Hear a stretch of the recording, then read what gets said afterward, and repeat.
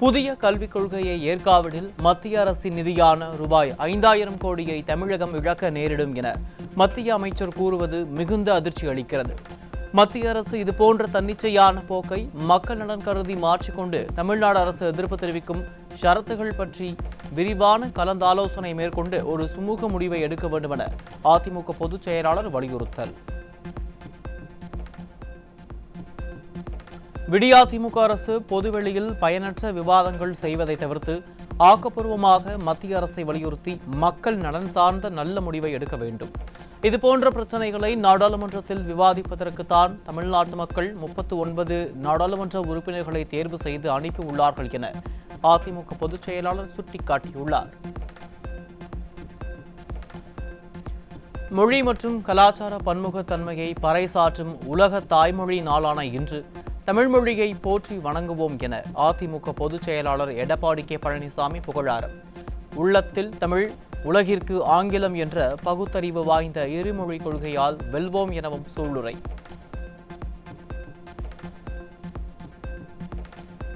கன்னியாகுமரி அருகே 12ஆம் வகுப்பு படிக்கும் பள்ளி மாணவியை கர்ப்பமாகிய இளைஞர் போக்சோவில் சிக்கினார். திமுக ஆட்சியில் பெண்களுக்கு எதிரான பாலியல் அத்துமீறல்கள் அதிகரித்து வருவதாக குற்றச்சாட்டு.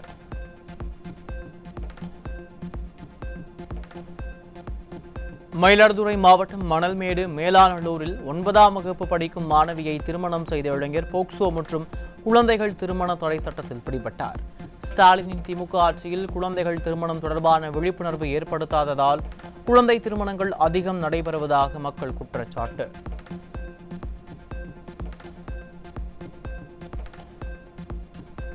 தருமபுரி மாவட்டம் அரூர் அருகே 11ஆம் வகுப்பு படித்து வந்த 17 வயதுடைய மாணவியை திருமணம் செய்த இளைஞர் போக்சோ சட்டத்தின் கீழ் பிடிபட்டார். குழந்தை திருமணங்களை தருமபுரி மாவட்ட சமூக நலத்துறை அதிகாரி தடுக்க தவறியதே இதுபோன்ற சம்பவத்திற்கு காரணம் என மக்கள் குற்றச்சாட்டு. சென்னை அடையாறில் 6ஆம் வகுப்பு மாணவிக்கு பாலியல் தொல்லை அளித்த ஆட்டோ ஓட்டுநர் போக்சோ சட்டத்தில் பிடிபட்டார். நிர்வாக திறனற்ற திராவிட மாடல் ஆட்சியில் சிறுமிகள் முதல் மூதாட்டிகள் வரை பாதுகாப்பு இல்லாத அவலம்.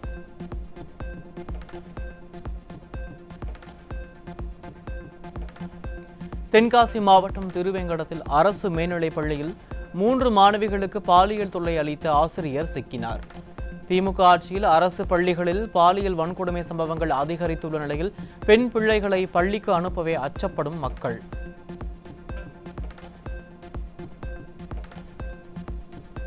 ஈரோடு மாவட்டம் பெருந்துறை அருகே 15 வயது சிறுமியின் புகைப்படத்தை ஆபாசமாக மார்பிங் செய்து சமூக வலைதளத்தில் பதிவிட்ட திமுக கிளை தலைவரின் மகன் பிடிபட்டார். திமுக கட்சியினரின் வாரிசுகள் அரசியல் செல்வாக்கை அராஜகத்துக்கு பயன்படுத்தி வருவது மீண்டும் நிரூபணம்.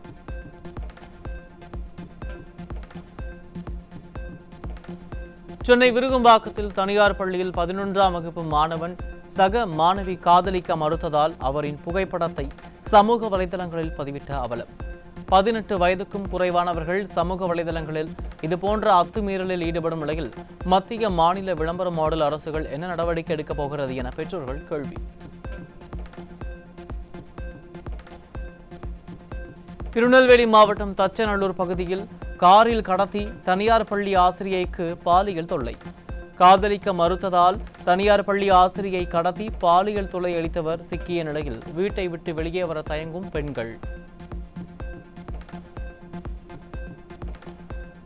கோவையில் ரோட்டில் தனியாக நடந்து சென்ற இளம் பெண்ணிடம் சில்மிசத்தில் ஈடுபட்ட தனியார் நிறுவன ஊழியர் சிக்கினார். திறனற்ற ஸ்டாலின் ஆட்சியில் பெண்களுக்கான பாதுகாப்பு கேள்விக்குறியாகி வருவதாக பொதுமக்கள் கொந்தளிப்பு.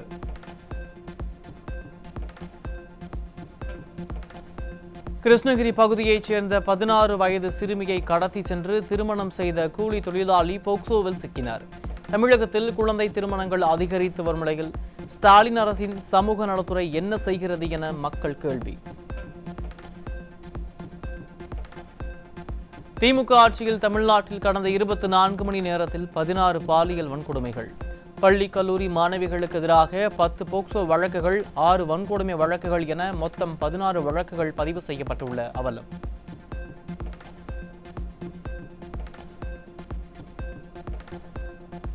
தமிழகத்தில் நிகழும் பாலியல் சம்பவங்கள் பெரும் தலைகுனிவை ஏற்படுத்துவதாக திமுக கூட்டணியின் கட்சியான இந்திய கம்யூனிஸ்ட் கட்சியின் மாநில செயலாளர் முத்தரசன் ஆதங்கம். திராவிட மாடல் ஆட்சியின் லட்சணத்தை கூட்டணி கட்சியினரே தோலுரித்து காட்டுவதால் திமுகவினர் அதிர்ச்சி.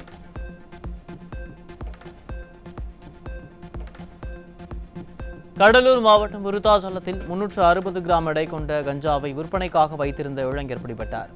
ஸ்டாலினின் ஏவல்துறை கஞ்சா வியாபாரிகளை இரும்பு கரம் கொண்டு அடக்காமல் பெயரளவுக்கு வழக்கு பதிந்து மட்டும் அனுப்புவதாக பொதுமக்கள் குற்றச்சாட்டு.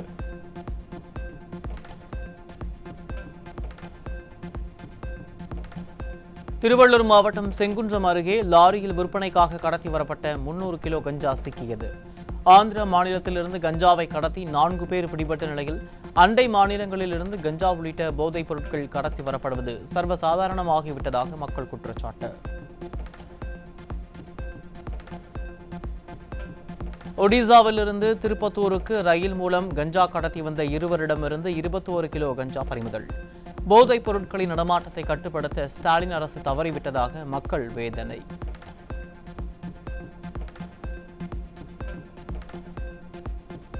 காஞ்சிபுரம் மாநகராட்சி பகுதியில் 4 கிலோ கஞ்சாவுடன் சுற்றி திரிந்த இருவர் பிடிபட்டனர்.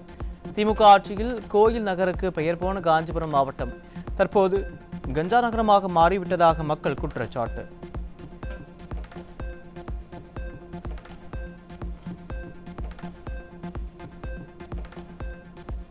திருநெல்வேலி மாவட்டம் திசையன்விளை அருகே 5 கிலோ கஞ்சாவுடன் சிக்கிய நபர். நிர்வாக திறனற்ற திமுக ஆட்சியில் கஞ்சா உள்ளிட்ட போதைப் பொருள் பிடிபடாத நாளே இல்லை என மக்கள் ஆதங்கம்.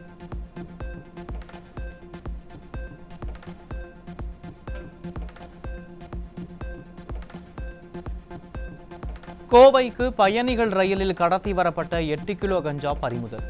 ரயில்களில் தினம்தோறும் கஞ்சா போன்ற போதைப் பொருட்கள் கடத்தி வரப்படும் நிலையில் ரயில்வே போலீசார் முறையாக சோதனை செய்யாததால் இதுபோன்ற அவலம் தொடர்வதாக மக்கள் குற்றச்சாட்டு.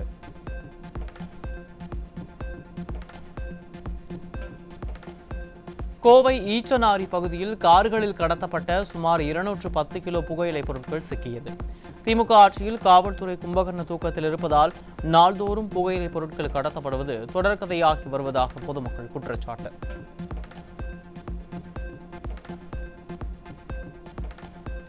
ராமநாதபுரம் மாவட்டத்திலிருந்து கடல் வழியாக இலங்கைக்கு கடத்த முயன்ற 5 லட்சம் ரூபாய் மதிப்பிலான 2.8 டன் சமையல் மஞ்சள் மூட்டைகள் பறிமுதல். திமுக ஆட்சியில் கடத்தல் சம்பவங்கள் அதிகரித்துள்ளதாக பொதுமக்கள் குற்றச்சாட்டு.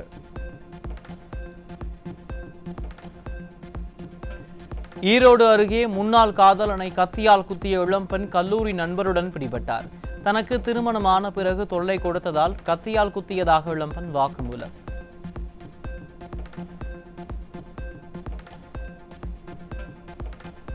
நாமக்கல் மாவட்டம் குமாரபாளையம் அருகே பாதை பிரச்சினை காரணமாக வாகன ஓட்டுநர் அடித்து கொலை செய்யப்பட்ட விவகாரத்தில் ஒரே குடும்பத்தைச் சேர்ந்த 5 பேரிடம் விசாரணை.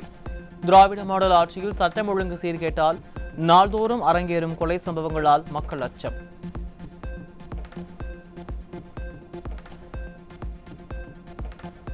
திருப்பூர் மாவட்டம் பெருமாநல்லூர் அருகே சொத்து தகராறில் ஒருவர் கத்திரிக்கோலால் குத்தி கொலை. கொலை சம்பவங்கள் அதிகரித்து வரும் அளவிற்கு ஸ்டாலின் அரசு சட்ட ஒழுங்கை பேணி காப்பதாக பொதுமக்கள் விமர்சனம்.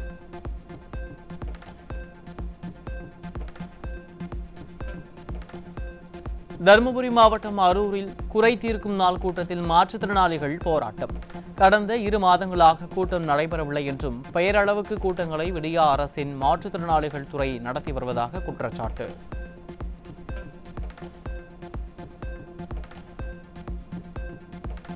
மதுரையில் சாலையில் திறந்து கிடந்த பாதாள சாக்கடையில் பள்ளிக்கு சென்ற சிறுமியின் கால் சிக்கி கீழே விழுந்த சிசிடிவி காட்சி வெளியானது.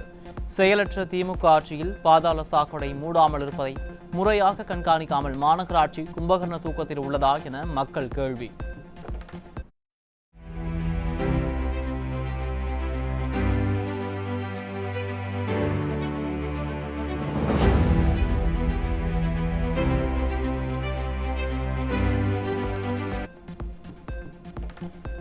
தருமபுரி மாவட்ட சிறையில் உள்ள கைதிகளை பார்க்க 400 ரூபாய் லஞ்சம் வாங்கிய சிறை வார்டன்கள் 2 பணியிடை நீக்கம். நிர்வாக திறனற்ற திமுக ஆட்சியில் விஏஓ அலுவலகம் முதல் சிறைச்சாலை வரை லஞ்சம் பெருக்கெடுத்து ஓடும் நிலையில் லஞ்சம் வாங்குபவர்களின் மீது கடும் நடவடிக்கை எடுக்க வேண்டும் என மக்கள் வலியுறுத்தல். சிவகங்கை மாவட்டம் இளையான்குடி அருகே மணல் கடத்தல் குறித்து புகார் அளித்தவர் காரில் கடத்தப்பட்டு தாக்குதல் நடத்தப்பட்டதால் பரபரப்பு. மணல் கடத்தல் குறித்த புகார் அளித்தவர்களின் விவரங்கள் கடத்தல்காரர்களுக்கு எப்படி கிடைப்பது என்று கேள்வி எழுப்பியுள்ள பொதுமக்கள் ஸ்டாலின் அரசு இது குறித்து உரிய நடவடிக்கை எடுக்க வேண்டும் என வலியுறுத்தல். போலீஸ்க்கு எல்லாருக்கும் நான் மனு கொடுத்துருக்கேன், வருவாய்த்துறைக்கு எல்லாருக்கும். அதனால் எந்த ஒரு தகவலாக இருந்தாலும் நீ உடனே போலீஸ் கொடுத்துட்ற, நீ வருவாய்த்துறை கொடுத்துட்ற, அதனால் உடனே நாங்கள் காலி பண்ணணும், நீ இன்னும் எங்கள் விஷயத்தில் தலையிடக்கூடாது அப்படின்னு சொல்லி எனக்கு மறுத்தல் விட்டு. தமிழகத்தில் இவ்வாண்டு கோடைக்கால தினசரி மின் தேவை 22,000 மெகாவாட்டை கடக்கும் என நிபுணர்கள் கணிப்பு.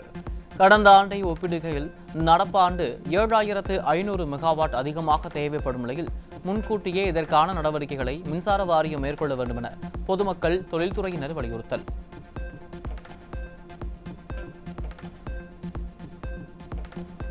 தருமபுரி மாவட்டம் கோடிக்கானூர் கிராமத்தில் தனியார் மின்மாற்றியை சேதப்படுத்தி காப்பர் உள்ளிட்ட இரும்பு தளவாடங்களை திருடிய பள்ளி மாணவர் உட்பட 3 சிக்கினர்.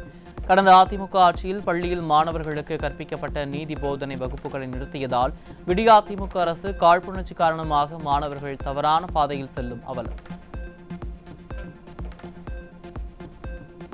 மத்திய பிரதேசம் மற்றும் ராஜஸ்தான் உள்ளிட்ட மாநிலங்களில் பூண்டு அறுவடை அதிகரித்துள்ளதால் தமிழ்நாட்டுக்கு பூண்டு வரத்து அதிகரிப்பு. சேலத்தில் பூண்டு விலை கிலோ 80 முதல் 120 ரூபாய் வரை விற்பனையாகும் நிலையில் பூண்டு விலை மேலும் குறைய வாய்ப்பு என வியாபாரிகள் கருத்து.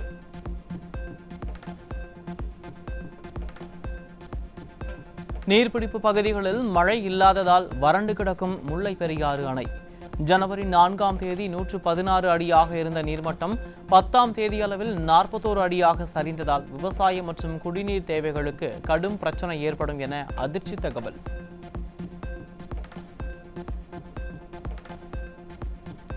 மேட்டூர் அணையின் நீர்மட்டம் 110 அடியிலிருந்து 109.96 அடியாக குறைவு.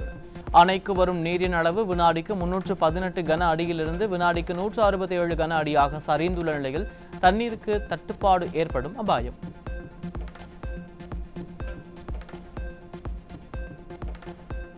ராமநாதபுரம் மாவட்டம் மண்டபம் கடற்கரையில் இலங்கைக்கு சட்டவிரோதமாக கடத்தப்பட இருந்த 105 கிலோ கடல் அட்டைகளுடன் 3 பிடிபட்டனர்.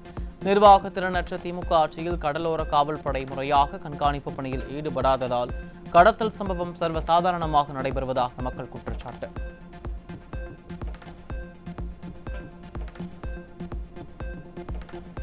சாதி தொடர்பாக விதிகளை திருத்தம் செய்யாத சங்கங்களின் பதிவை ரத்து செய்ய வேண்டும் என்று சென்னை உயர்நீதிமன்றம் கருத்து.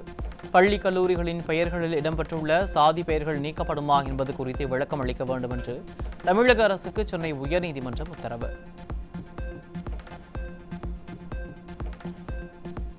தஞ்சை மாவட்டத்தில் உள்ள நேரடி நெல் கொள்முதல் நிலையங்களில் தேங்கி கிடக்கும் நெல் மூட்டைகள். நெல் மூட்டைகளை ஏற்ற லாரிகள் வராததால் கொள்முதல் பணியில் தொய்வு ஏற்பட்டுள்ளதாக விவசாயிகள் குற்றச்சாட்டு.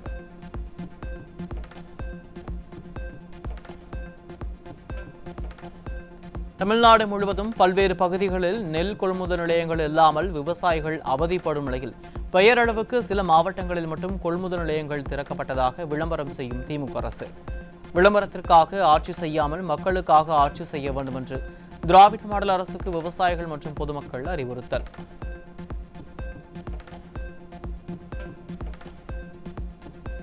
கன்னியாகுமரியில் மரச்செக்கு எண்ணெய் என்று கூறி கலப்பட தேங்காய் எண்ணெய் விற்பனை செய்யப்படுவதாக விவசாயிகள் குற்றச்சாட்டு. விவசாயிகளை நேரடியாக குற்றம் சாட்டும் அளவிற்கு கலப்படம் நடைபெற்று வரும் நிலையில் மாவட்ட நிர்வாகம் என்ன செய்து கொண்டிருக்கிறது என மக்கள் கேள்வி. கும்பகோணம் பொற்றாமரை குளத்தில் தேங்கியுள்ள கழிவுகளை அகற்றி தூய்மைப்படுத்த வேண்டும் என பக்தர்கள் மற்றும் பொதுமக்கள் வலியுறுத்தல். விடியா அரசின் மாவட்ட நிர்வாகமும் அறநிலையத்துறையும் நடவடிக்கை எடுக்க வேண்டும் என வலியுறுத்தல்.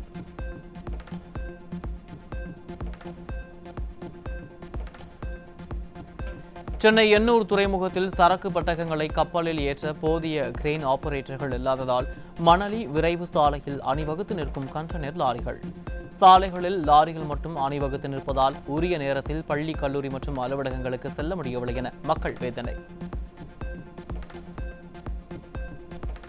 செங்கல்பட்டு மாவட்டம் திருப்போரூர் அருகே தண்டலத்தில் அதிவேகமாக வந்த கார் பைக் மீது மோதிய விபத்தில் விவசாயி பலி. கல்லூரி மாணவி காரை ஓட்டி விபத்தை ஏற்படுத்திய நிலையில் உறவினர்கள், பொதுமக்கள் சாலை மறியலில் ஈடுபட்டதால் பரபரப்பு.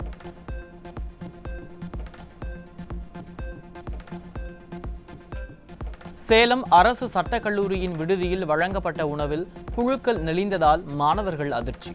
நிர்வாக திறனற்ற ஸ்டாலின் அரசு விளம்பரங்களில் மட்டுமே அக்கறை செலுத்துவதாகவும் மாணவர்களின் நலனில் அக்கறையின்றி செயல்படுவதாகவும் குற்றச்சாட்டு. மதுரை பேருந்து நிலைய நுழைவு வாயிலில் திடீரென பழுதாகி நின்ற அரசு பேருந்தை நடத்துனர் உட்பட பயணிகள் தள்ளிய அவலம். அதிமுக ஆட்சியில் அரசு பேருந்துகள் பழுதாகி நிற்பதும் பயணிகள் இறங்கி தள்ளுவதும் தொடர்கதையாகி வருவதாக மக்கள் குற்றச்சாட்டு.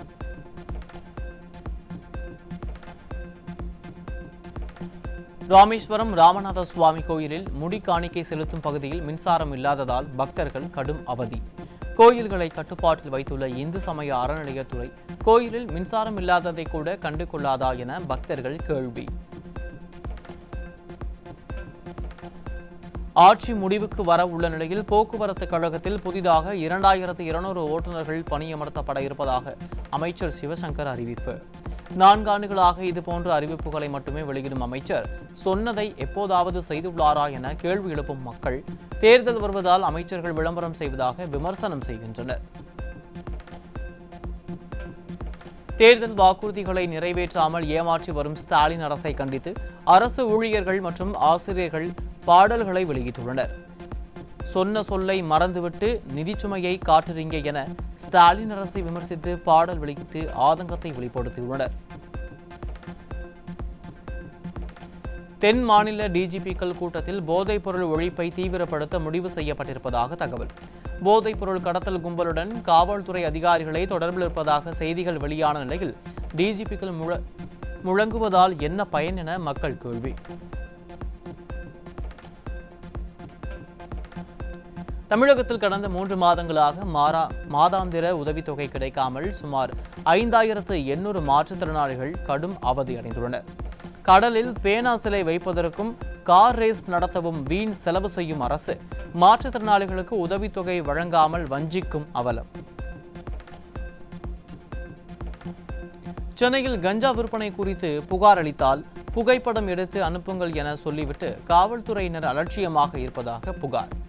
தலைநகரில் நாள்தோறும் போதைப் பொருள் புழக்கம் அதிகரித்துள்ள நிலையில் புகார்தாரர்களுக்கு என்ன பாதுகாப்பு இருக்கிறது? காவல்துறைக்கு உளவு பார்த்துவிட்டு யார் வெட்டுப்பட்டு உயிரிழப்பது என மக்கள் கேள்வி. கும்பகோணம் மாநகராட்சியில் திருநாய்கள் துரத்திய போது சிறுவன் தலை தெறிக்க ஓடும் சிசிடிவி காட்சி வெளியானது. திமுக ஆட்சியில் மாநகராட்சி அதிகாரிகள் நாய்களை பிடித்து பாதுகாப்பு வழங்காமல் அலட்சியம் காட்டுவதாக புகார்.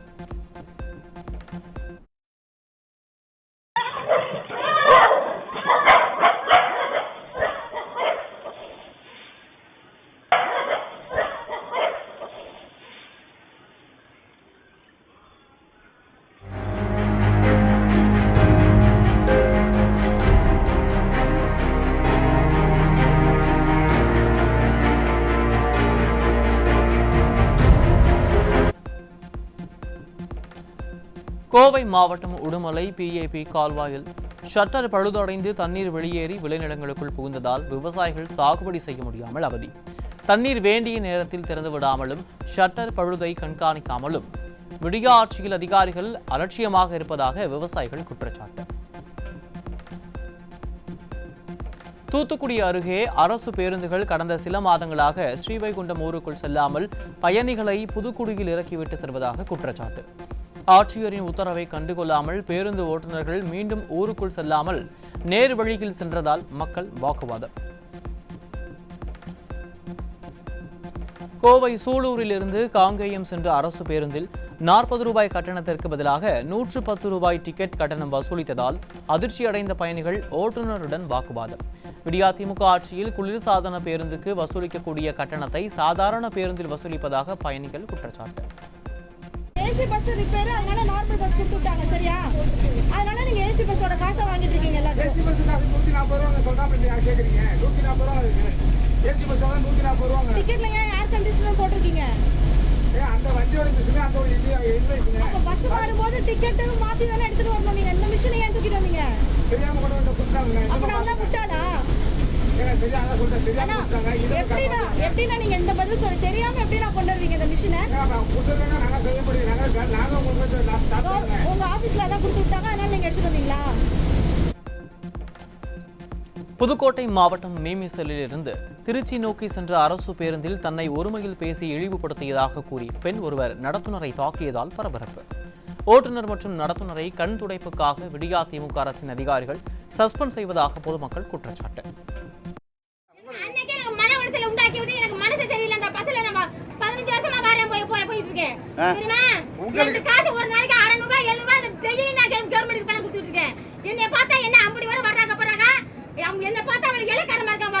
என்ன இலக்கமா இருக்கு? யார் உங்களை போனது?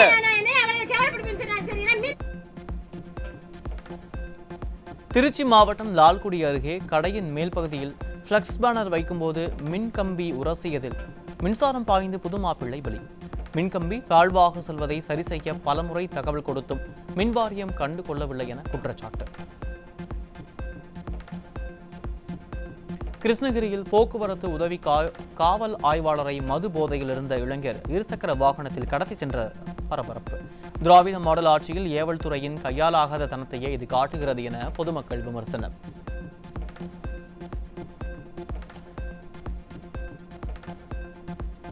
தமிழ்நாட்டில் உள்ள அனைத்து ஆரம்ப சுகாதார நிலையங்களிலும் 24 மணி நேரமும் கர்ப்பிணிகளுக்கு சிகிச்சை அளிக்க மூத்த மருத்துவர்களை பணியமர்த்த தமிழக அரசுக்கு மாநில மனித உரிமை ஆணையம் உத்தரவு. அரசு மருத்துவமனைகளில் எப்போதும் மருத்துவர்கள் இருப்பார்கள் என மாரத்தான் அமைச்சர் ஊராக பொய் பிரச்சாரம் செய்து வருவது மனித உரிமை ஆணையத்தின் உத்தரவில் அம்பலம்.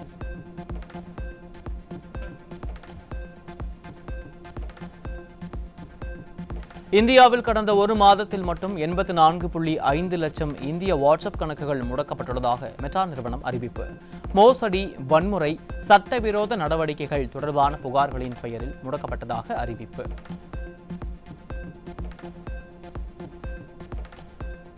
பனாரஸ் பல்கலைக்கழகத்தில் பாரதியார் இருக்கை அமைக்கப்பட்டு 2 ஆண்டுகளை கடந்தும் பேராசிரியர் இதுவரை நியமனம் செய்யப்படாத அவலம்.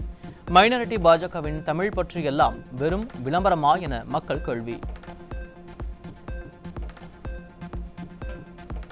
ஒட்டன்சத்திரத்தில் கோயில் சார்பில் திருமண மண்டபம் கட்டிய பணிக்கு லஞ்சம் பெற்ற இந்து அறநிலையத்துறை பொறியாளர் சிக்கினார்.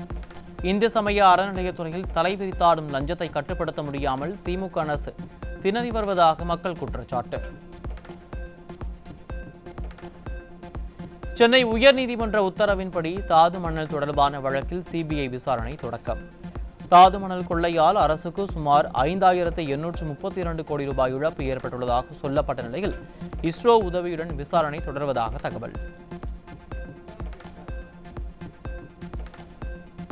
தமிழ்நாடு மின்சார வாரியம் ஏற்கனவே பெரும் கடன் சுமையில் தத்தளிக்கும் நிலையில் மேலும் 7500 கோடி ரூபாய் கடன் வாங்க திராவிட மாடல் அரசு அனுமதி வழங்கியுள்ளது. நிர்வாக திறனற்ற ஸ்டாலின் அரசு தோல்வியை மறைக்க கடன் வாங்கிவிட்டு பின்னர் மின் கட்டணத்தை உயர்த்தி ஏழை எளியோரை வஞ்சிப்பதாக மக்கள் விமர்சனம்.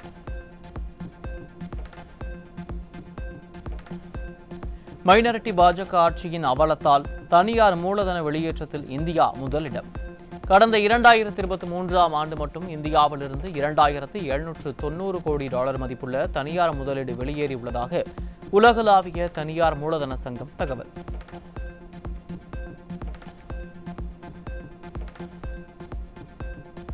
இந்தியாவின் விமான போக்குவரத்து விரிவடைய உள்ளதால் 20,000 புதிய விமானிகள் தேவைப்படும். அடுத்த 5 ஆண்டுகளில் நாட்டில் மேலும் 50 விமான நிலையங்கள் உருவாகி இருக்கும் என்றும் சிவில் விமான போக்குவரத்து அமைச்சகம் தகவல்.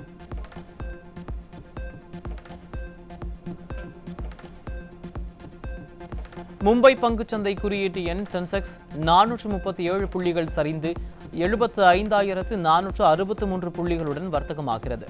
தேசிய பங்குச்சந்தை குறியீட்டு எண் நிப்டி 130 புள்ளிகள் சரிந்து 22,828 புள்ளிகளுடன் வர்த்தகமாகி வருகிறது. இந்தியாவில் டெஸ்லா தொழிற்சாலை திறப்பது அமெரிக்க பொருளாதாரத்திற்கு சாதகமானது அல்ல என்று அமெரிக்க அதிபர் டொனால்ட் ட்ரம்ப் கருத்து. இந்தியாவில் ஆலை அமைப்பதை தவிர்ப்பதே சரியான முடிவு என்றும் ட்ரம்ப் வலியுறுத்தல். இந்தியாவில் தேசிய பாதுகாப்பு மற்றும் தனியுரிமை காரணங்களால் 119 மொபைல் செயலிகளுக்கு தடை விதிப்பு. பயனர்களின் தகவல் பாதுகாப்பிற்காக இந்த தடை விதிக்கப்பட்டிருப்பதாக தகவல்.